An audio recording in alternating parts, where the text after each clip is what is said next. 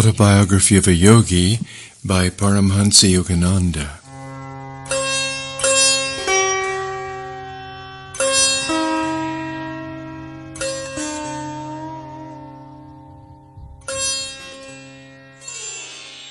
Chapter 33, Babaji, the Yogi Christ of Modern India.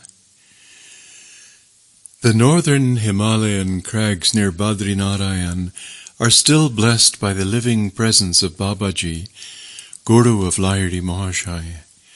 The secluded master has retained his physical form for centuries, perhaps for millenniums.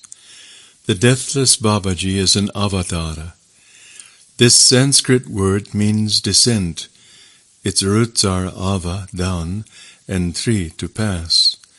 In the Hindu scriptures, avatara signifies the descent of divinity into flesh.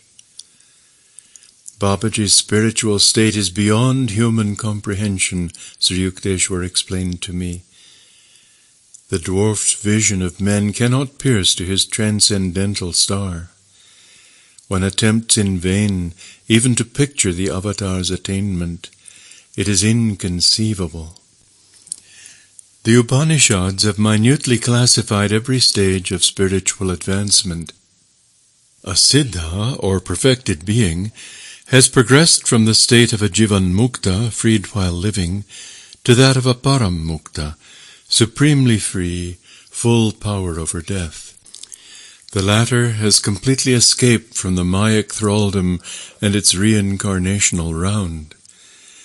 The param mukta therefore seldom returns to a physical body. If he does, he is an avatar, a divinely appointed medium of supernal blessings on the world. An avatar is unsubject to the universal economy. His pure body, visible as a light image, is free from any debt to nature. The casual gaze may see nothing extraordinary in an avatar's form, but it casts no shadow, nor makes any footprint on the ground. These are outward symbolic proofs of an inward lack of darkness and material bondage. Such a God-man alone knows the truth behind the relativities of life and death. Omar Khayyam, so grossly misunderstood, sang of this liberated man in his immortal scripture, the Rubaiyat. Ah, moon of my delight, who knowest no wane, the moon of heaven is rising once again. How oft hereafter rising shall she look through this same garden after me in vain. The moon of delight is God, eternal Polaris, anachronous never. The moon of heaven is the outward cosmos, fettered to the law of periodic recurrence. Its chains had been dissolved forever by the Persian seer through his self-realization. How oft hereafter rising shall she look after me in vain? What frustration of search by a frantic universe for an absolute omission. Christ expressed his freedom in another way. And a certain scribe came and said unto him, Master, I will follow thee whithersoever thou goest. And Jesus saith unto him, The foxes have holes, and the birds of the air have nests, but the Son of Man hath not where to lay his head. Spacious with omnipresence, could Christ indeed be followed, except in the overarching spirit? Krishna, Rama, Buddha, and Patanjali were among the ancient Indian avatars. A considerable poetic literature in Tamil has grown up around Agastya, a South Indian avatar. He worked many miracles during the centuries preceding and following the Christian era, and is credited with retaining his physical form even to this day. Babaji's mission in India has been to assist prophets in carrying out their special dispensations. He thus qualifies for the scriptural classification of Mahavatar, great avatar.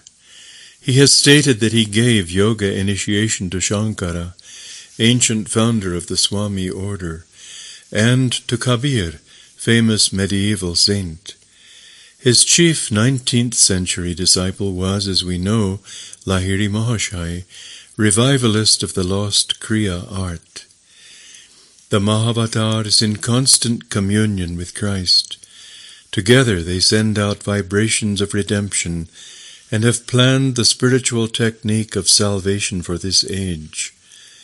The work of these two fully illumined masters, one with the body and one without it, is to inspire the nations to forsake suicidal wars, race hatreds, religious sectarianism, and the boomerang evils of materialism.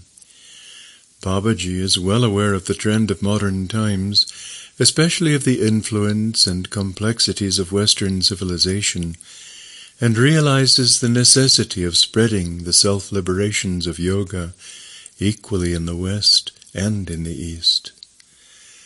That there is no historical reference to Babaji need not surprise us. The great Guru has never openly appeared in any century. The misinterpreting glare of publicity has no place in his millennial plans. Like the Creator, the sole but silent power, Babaji works in a humble obscurity. Great prophets like Christ and Krishna come to earth for a specific and spectacular purpose. They depart as soon as it is accomplished. Other avatars like Babaji undertake work which is concerned more with the slow evolutionary progress of man during the centuries than with any one outstanding event of history. Such masters always veil themselves from the gross public gaze and have the power to become invisible at will. For these reasons, and because they generally instruct their disciples to maintain silence about them, a number of towering spiritual figures remain world unknown. I give in these pages on Babaji merely a hint of his life, only a few facts which he deems it fit and helpful to be publicly imparted. No limiting facts about Babaji's family or birthplace, dear to the analyst's heart, have ever been discovered. His speech is generally in Hindi, but he converses easily in any language. He has adopted the simple name of Babaji, which is revered father. Other titles of respect given him by Lahiri Mahashai's disciples are Mahamuni Babaji Maharaj, Supreme Ecstatic Saint, Mahayogi, Greatest of Yogis, Trambak Baba and Shiva Baba, titles of avatars of Shiva. Does it matter that we know not the patronymic of an earth-released master? Whenever anyone utters with reverence the name of Babaji, Lahiri Mahashai said, that devotee attracts an instant spiritual blessing. The deathless Guru bears no marks of age on his body. He appears to be no more than a youth of 25, fair-skinned, of medium build and height. Babaji's beautiful, strong body radiates a perceptible glow. His eyes are dark, calm and tender.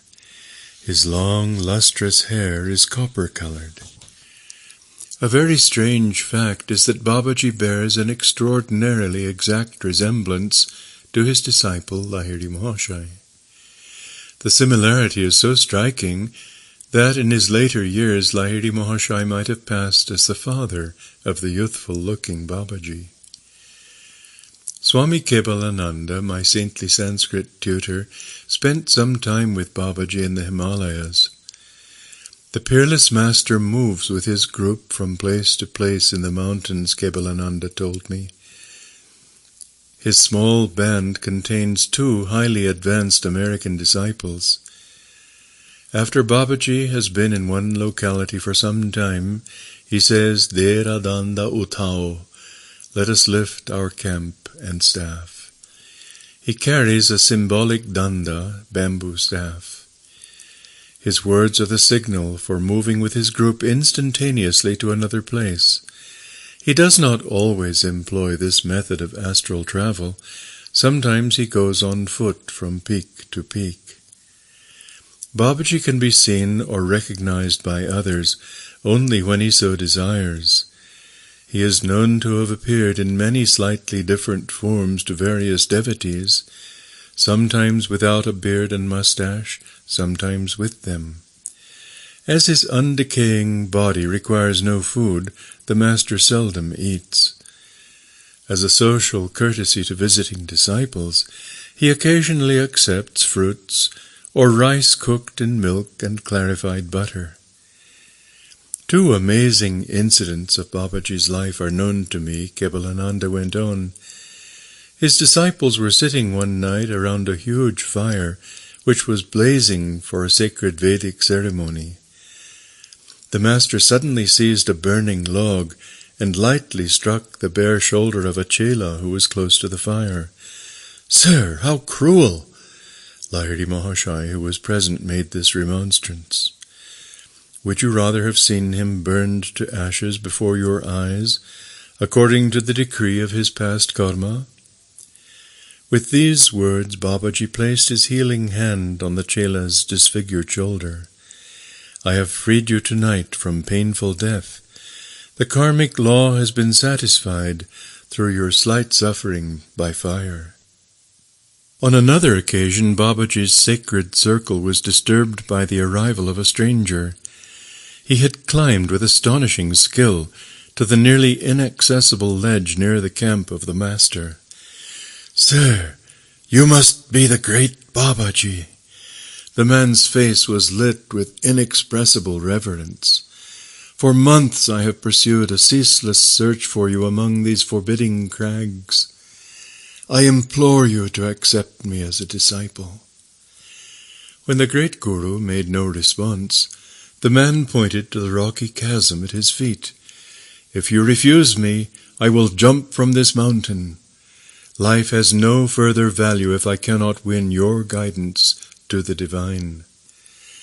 "Jump then," Babaji said unemotionally. "I cannot accept you in your present state of development." The man immediately hurled himself over the cliff. Babaji instructed the shocked disciples to fetch the stranger's body. When they returned with the mangled form, the master placed his divine hand on the dead man. Lo, he opened his eyes and prostrated himself humbly before the Omnipotent One.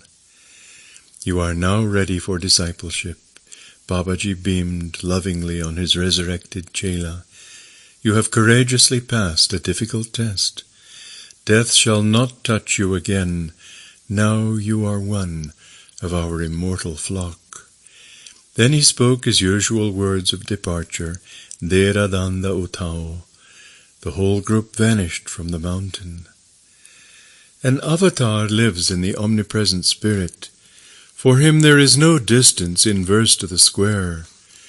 Only one reason, therefore, can motivate Babaji in maintaining his physical form from century to century: the desire to furnish humanity with a concrete example of its own possibilities.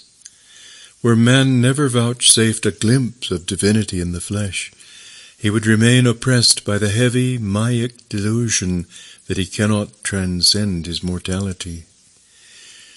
Jesus knew from the beginning the sequence of his life. He passed through each event not for himself, not from any karmic compulsion, but solely for the upliftment of reflective human beings.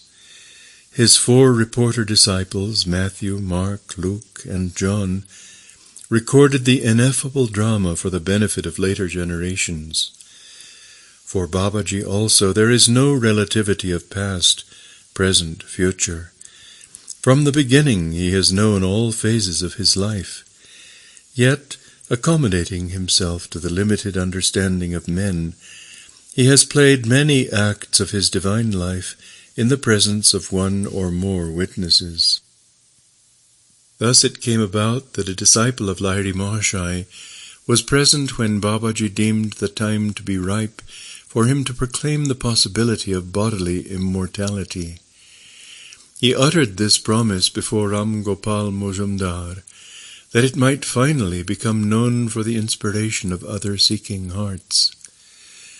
The great ones speak their words and participate in the seemingly natural course of events solely for the good of man. Even as Christ said, Father, I knew that thou hearest me always, but because of the people which stand by I said it, that they may believe that thou hast sent me. During my visit at Ranbajpur with Ram Gopal, the sleepless saint, he related the wondrous story of his first meeting with Babaji. I sometimes left my isolated cave to sit at Lahiri Mahashai's feet in Benares, Ram Gopal told me. One midnight, as I was silently meditating in a group of his disciples, the master made a surprising request. Ram Gopal, he said, go at once to the Dasasamid bathing ghat. I soon reached the secluded spot. The night was bright with moonlight and the glittering stars. After I had sat in patient silence for a while, my attention was drawn to a huge stone slab near my feet. It rose gradually, revealing an underground cave. As the stone remained balanced in some unknown manner, the draped form of a young and surpassingly lovely woman was levitated from the cave high into the air. Surrounded by a soft halo, she slowly descended in front of me and stood motionless, steeped in an inner state of ecstasy. She finally stirred and spoke gently. I am Mataji, the sister of Babaji. I have asked him, and also Lahiri Mahashai, to come to my cave tonight to discuss a matter of great importance. A nebulous light was rapidly floating over the Ganges. The strange luminescence was reflected in the opaque waters. It approached nearer and nearer until, with a blinding flash, it appeared by the side of Mataji and condensed itself instantly into the human form of Lahiri Mahashai. He bowed humbly at the feet of the woman saint. Before I had recovered from my bewilderment, I was further wonder-struck to behold a circling mass of mystical light traveling in the sky. Descending swiftly, the flaming whirlpool neared our group and materialized itself into the body of a beautiful youth, who I understood at once was Babaji. He looked like Lahiri Mahashai, the only difference being that Babaji appeared much younger and had long, bright hair. Lahiri Mahashai, Mataji and myself knelt at the Guru's feet. An ethereal sensation of beatific glory thrilled every fiber of my being as I touched his divine flesh. Blessed sister, Babaji said, I am intending to shed my form and plunge into the infinite current. I have already glimpsed your plan, beloved master. I wanted to discuss it with you tonight. Why should you leave your body? The glorious woman looked at him beseechingly. What is the difference if I were a visible or invisible wave on the ocean of my spirit? Mataji replied with a quaint flash of wit, Deathless Guru, if it makes no difference, then please do not ever relinquish your form. Be it so, Babaji said solemnly. I will never leave my physical body. I will always remain visible to at least a small number of people on this earth. The Lord has spoken his own wish through your lips. As I listened in awe to the conversation between these exalted beings, the great Guru turned to me with a benign gesture. Fear not, Ram Gopal, he said. You are blessed to be a witness at the scene of this immortal promise. As the sweet melody of Babaji's voice faded away, his form and that of Lahiri Mahashai slowly levitated and moved backward over the Ganges. An aureole of dazzling light templed their bodies as they vanished into the night sky. Mataji's form floated to the cave and descended. The stone slab closed of itself, as if working on an invisible leverage. Infinitely inspired, I wended my way back to Lahiri Mahashai's place. As I bowed before him in the early dawn, my Guru smiled at me understandingly. "I am happy for you, Ram Gopal," he said. "The desire of meeting Babaji and Mataji, which you have often expressed to me, has found at last a sacred fulfillment." My fellow disciples informed me that Lahiri Mahashai had not moved from his dais since early the preceding evening. He gave a wonderful discourse on immortality after you had left for the Dasasamid Ghat, one of the chelas told me. For the first time I fully realized the truth in the scriptural verses which state that a man of self-realization can appear at different places in 2 or more bodies at the same time. Lahiri Mahashai later explained to me many metaphysical points concerning the hidden divine plan for this earth, Ram Gopal concluded. Babaji has been chosen by God to remain in his body for the duration of this particular world cycle. Ages shall come and go, still the deathless master, beholding the drama of the centuries, shall be present on this stage terrestrial.